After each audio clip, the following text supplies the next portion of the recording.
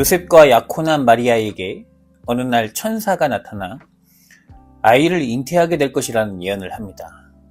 마리아에게는 날벼락 같은 소식입니다. 많은 사람의 오해와 비난을 받을 수밖에 없는 처지입니다. 마리아는 천사와의 대화 중에 친척 엘리사벳도 늙었지만 하나님의 은혜로 아들을 임신했다는 이야기를 듣고 엘리사벳을 찾아갑니다.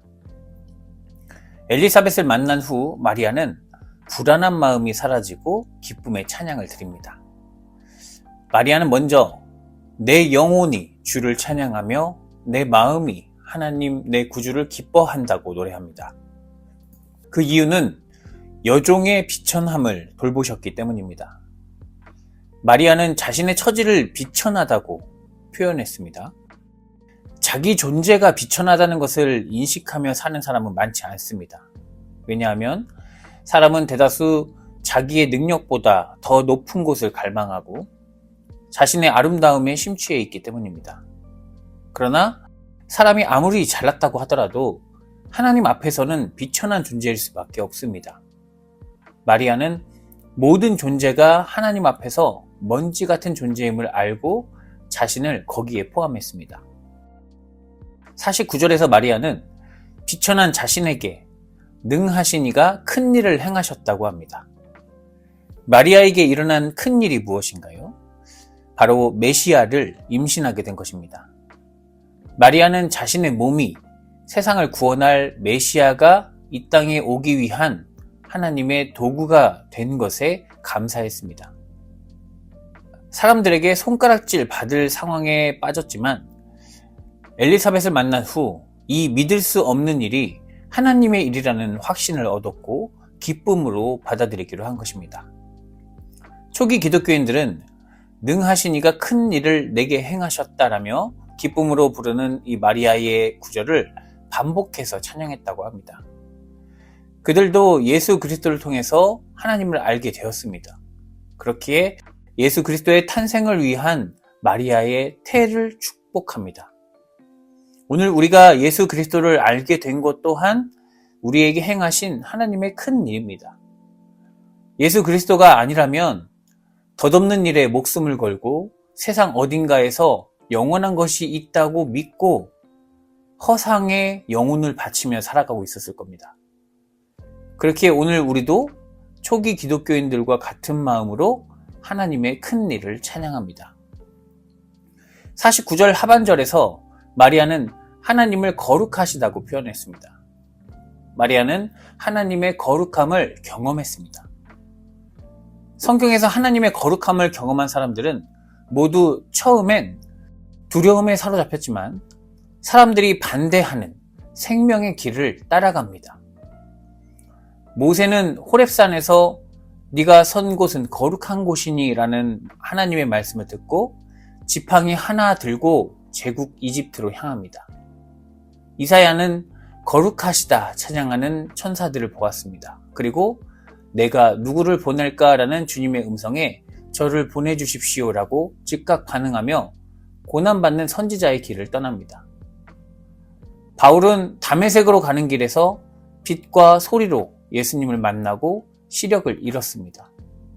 거룩한 주님의 음성을 들은 바울은 자기의 모든 업적과 권리를 버리고 예수 그리스도를 전하는 일에 자기 인생을 바쳤습니다.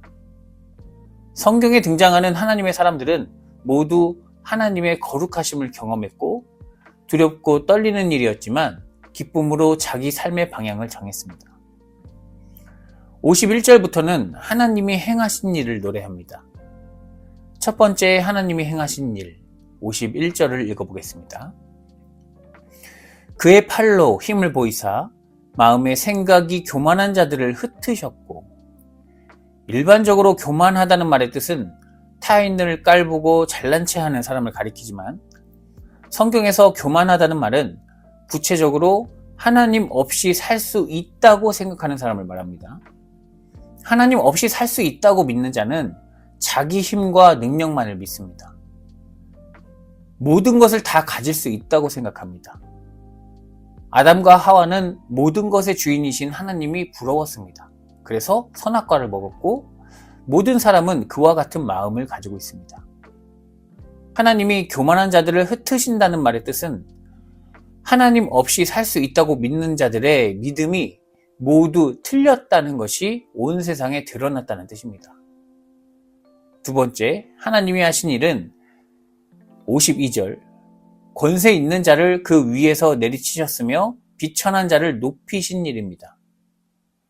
권력이 본래 나쁜 것은 아닙니다. 그러나 교만한 인간이 권력을 나쁘게 사용합니다.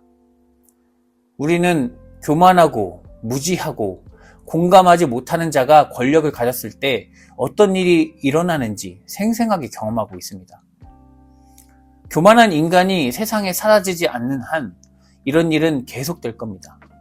그런데 마리아는 하나님이 권세들을 다 내리치셨다고 노래하는데 이건 무슨 뜻일까요? 다음 절에서도 이와 비슷한 말이 나옵니다. 마리아가 경험한 하나님의 세 번째 일은 53절, 줄이는 자를 좋은 것으로 배불리셨으며 부자는 빈손으로 보내셨도다. 마리아는 하나님께서 경제적으로 공평한 세상을 이루셨다고 노래합니다. 그러나 이 부분도 우리에게는 현실적으로 들리지 않습니다.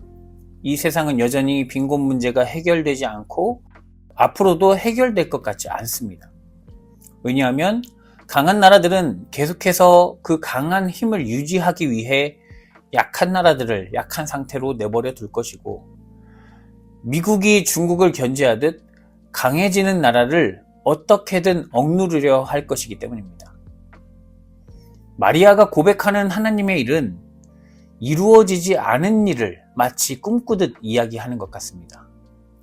하지만 마리아를 비롯한 초기 기독교인들은 예수 그리스도를 통해서 이 모든 불가능해 보이는 일들이 이루어진다는 것을 경험했습니다. 당시 모든 유대인이 예상하던 다시 오실 메시아는 강한 통치력을 보였던 다윗이나 바벨론 포로에서 해방해준 고레스와 같은 인물일 줄 알았습니다. 예수님의 기적과 치유를 본 사람들은 이제 저분이 로마로부터 우리를 해방해 줄 것이라 생각했습니다. 하지만 예수님은 사람들이 보기에 가장 비참하게 살해됐습니다. 왕이 되어서 이스라엘을 재건할 줄로 믿었던 그가 허망하게 죽었습니다. 반면 예수님과 가까이 있던 자들은 그의 부활을 경험합니다. 예수의 가르침과 삶을 돌아보며 하나님 나라가 이미 왔다는 것을 깨닫습니다. 사람들 사이엔 높고 낮음이 없구나. 가난하지만 배고프지 않고 부자들은 정말 가난하구나. 비천한 자들에게도 하나님이 함께 계시는구나 라는 것을 깨달았습니다. 거룩하고 새로운 경험입니다. 초기 기독교인들은 이 복된 소식을 전하지 않을 수 없었습니다. 그들은 그래서 예수를 전하기 위해 목숨까지도 바쳤습니다. 지금 여기 있는 우리도 똑같습니다. 그 믿음이 우리에게 가장 큰 위로를 준다는 것을 믿기 때문에 이렇게 예배드리며 하나님 말씀을 듣고 있습니다. 이런 믿음으로 사는 사람은 이미 비천한 자리에서도 높임받고 있음을 알기에 외롭지 않고 권력자들에게 영혼을 팔지 않습니다. 가난해도 배부르고 부자여도 모든 것을 자기 것으로 여기지 않습니다. 하나님이 모든 생명의 주인이라는 것을 예수 그리스도를 통해 깨달았기 때문입니다. 이것이 마리아가 노래하는 이유입니다. 마리아는 혼인도 하기 전에 알 수 없는 방식으로 아이를 가졌기 때문에 사람들의 비난을 받으며 살았고 40대 후반에 그 죄 없는 아들을 억울하게 잃었습니다. 마리아의 삶은 너무도 비참했습니다. 그런 여인이 이렇게 노래합니다. 48절, 이제부터는 모든 세대가 나를 행복하다 할 것입니다. 초기 기독교인들은 마리아의 노래를 함께 부르며 예수님이 재림하시는 날이 속히 와서 온 땅을 예수님이 통치하시기를 바랐습니다. 그 기다림의 절기가 바로 대림절입니다. 초대교회는 믿음으로 부속물로 여겨지던 노예와 여자를 똑같은 신자로 받아들였고 악한 권세인 로마 제국의 가르침을 거부했습니다. 로마 제국 앞에서 비천한 자들이 저항했을 때 그 모습이 얼마나 우스워 보였을까요? 그러나 로마 제국은 사라졌고 초기 기독교인들의 믿음은 아직도 살아 있습니다.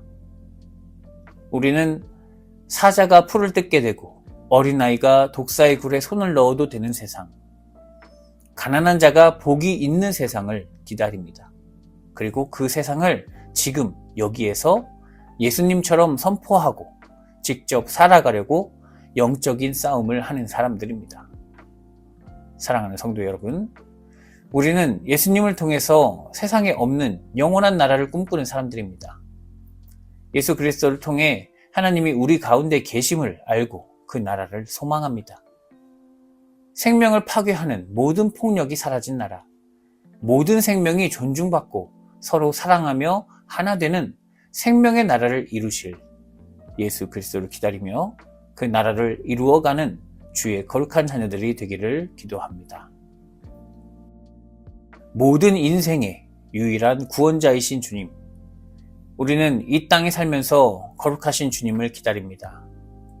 우리가 세상을 살아가는 동안 마리아의 심정으로 주님을 노래할 수 있도록 주님의 거룩하심과 영원하심을 아는 일에 최선을 다하며 살아갈 수 있도록 함께하여 주시옵소서. 어지러운 세상 가운데에서도 다시 오실 주님을 기다리며 주님의 자비와 평화를 세상과 나누는 거룩한 자녀들이 되게 하시옵소서. 예수 그리스도의 이름으로 기도드립니다. 아멘.